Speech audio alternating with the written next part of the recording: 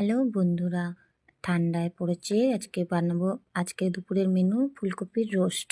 ফুলকপিটা কেটে নিলাম। এতে কী কী মশলা দেবো চলো তোমাদের দেখাই। পেঁয়াজ, টমেটো, রসুন, আদা, এগুলো সব একসাথে বেটে নেবো। এখন গ্যাসটা জ্বালিয়ে ফুলকপিটা ভাপাতে দেবো। জল দিলাম, ফুলকপিটা ভাপাতে দেবো। একটু সামান্য নুন দিয়ে দিলাম। নুনটা দিলে ফুলকপির মধ্যে ঢুকে যাবে নুনটা। যে ফুলকপিটা সিদ্ধ করতে বসাচ্ছি, একটু ভাপিয়ে না নিলে হবে না, একটু ভাপিয়ে নিতে হবে ফুলকপিটা। যে ভালো করে দিয়ে দিচ্ছি। ফুলকপিটা ফুটে গেছে ভালো করে, বেশি সিদ্ধ করতে হবে না, হালকা বয়েল করলেই হবে। ছেঁকে নেব, ছেঁকে নিয়ে এই যে দেখতে পাচ্ছ ভাপানো হয়ে গেছে, হালকা ভাপালেই হবে। এবার কড়াটা বসিয়ে দেবো,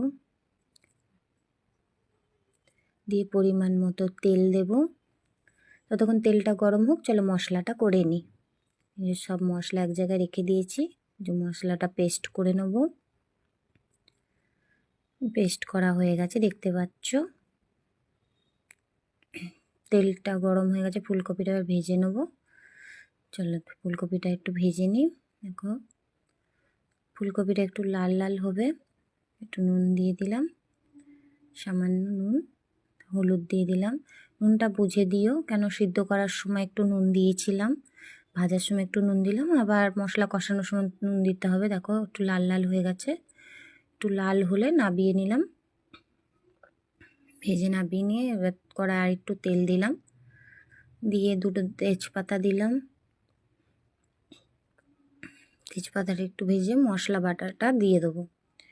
মশলা পেস্টটা দিয়ে একটু নাড়িয়ে নেবো, আর একটু দিয়ে দিলাম জল মিশিয়ে, একটু নাড়িয়ে নেব।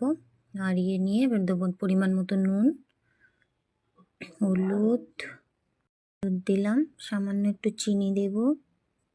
চিনি দিয়ে এবার এটাকে ভালো করে কষাবো।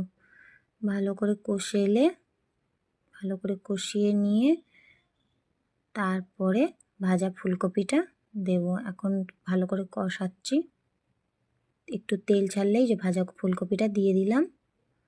ভাজা ফুলকপিটা দিয়ে আবারও ভালো করে একটু কষাবো।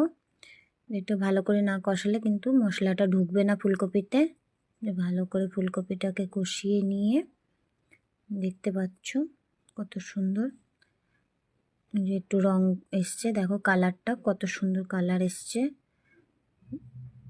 সামান্য পরিমাণ, এই যে একটু কষানো হয়ে গেছে, বেশ সামান্য পরিমাণ মতো জল দেব।